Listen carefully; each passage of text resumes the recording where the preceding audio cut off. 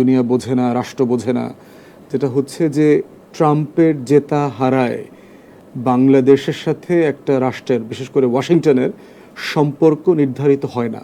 এটা প্র্যাকটিক্যাল না, হয় নাই। এর আগে আপনার মনে থাকার কথা যে প্রিয়া সাহা নামে একজন হিন্দু মহিলা ট্রাম্পের কাছে গিয়ে বিচার দিয়েছিল যে বাংলাদেশে 3.5 কোটি হিন্দু প্রচণ্ড নির্যাতনের শিকার হচ্ছে এবং তাদেরকে সাহায্য করা দরকার। ট্রাম্প তখন জিজ্ঞেস করেছে বাংলাদেশ কোথায়।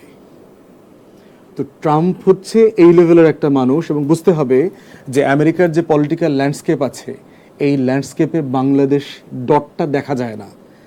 এটা দুনিয়ার মানচিত্রে কিন্তু খুব ছোট একটা জায়গা। কিন্তু আমরা এমন রেকর্ডও কিন্তু শুনেছি যে ট্রাম্পের ছবি নিয়ে সবাইকে, রাজনৈতিক কর্মীদেরকে নামতে বলেছে মাঠে, এবং যখন আসলে ট্রাম্পের ছবিকে অন্য পার্টিরা যদি বা ছাত্র জনতা যদি হামলা করে তাহলে সেগুলো ছবি তুলে রাখতে বলেছে আমাদের যিনি সাবেক প্রধানমন্ত্রী, তিনি ট্রাম্পকে পাঠাবে, কারণ ট্রাম্পের সাথে তার একটা যোগাযোগ হয় আর কি। এটার কতটুকু ভিত্তি আছে? না, এটার মোটে কোনো ভিত্তি নাই। এটা হচ্ছে যে বললাম যে অসুস্থ রোগীদের ব্যাপারে তো আমাদের একটু সহানুভূতির সাথে সবসময় কথা বলতে হয়। আমরা বরং বোধ করছি যে আমাদের সবাই মিলে রোগীর চিকিৎসার জন্য কিছু টাকা পয়সা রেজ করা দরকার, ফান্ড রেজিং।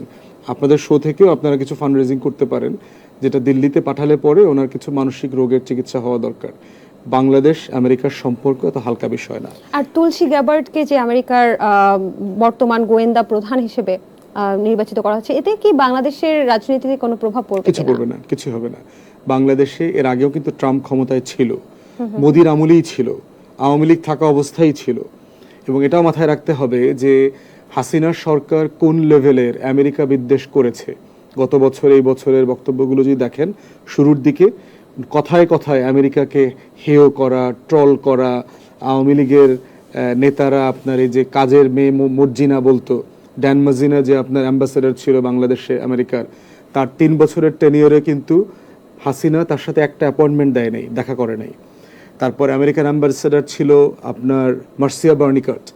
এই মহিলার গাড়ি বহরে আওয়ামী লীগের লোকজন হামলা করেছে, তার গাড়ি ভেঙে দিয়েছে। অতএব কোন লেভেলের বিদ্বেষ আওয়ামী লীগ সরকারের সাথে আছে। এবং দেখেন সেন্ট মার্টিন নিতে চায়, এরপরে হচ্ছে হিল ট্র্যাক্সে খ্রিস্টান রাজ্য বানাবে, এরকম বহু মিথ্যাচার কিন্তু হাসিনা আমেরিকা সম্পর্কে করেছে। তো যে মানুষটা এই লেভেলের মিথ্যাচার করেছে আমেরিকা সম্পর্কে কয়দিন আগে মাত্র, তার কথায় ওয়াশিংটন তার পলিসি চেঞ্জ করে ফেলবে, এই ধরনের বোকার স্বর্গে ডেনমার্কের গোলামরা থাকতে পারে। বাংলাদেশ এই ধরনের বোকার স্বর্গে নাই। বাস্তবতা এরকম না, পৃথিবী এভাবে চলে না। ওয়াশিংটনের পলিসি অনেক সলিড পলিসি, তার ন্যাশনাল ইন্টারেস্ট এবং তার রিজিওনাল ইন্টারেস্টকে সামনে রেখেই সে চলবে। অতএব এটা কোনোভাবেই অন্যভাবে দেখবার সুযোগ নাই। রাষ্ট্রপতির পদত্যাগ নিয়ে একটা ব্যাপার উঠেছে, আন্দোলন উঠেছিল, যেটা এখন একটু স্থিমিত আছে, এবং বিএনপির অনেক নেতাকর্মীর কথায় কিন্তু অনেকেই ভাবছে যে তারা হচ্ছে এখন আর এই সম্পর্কিত কোনো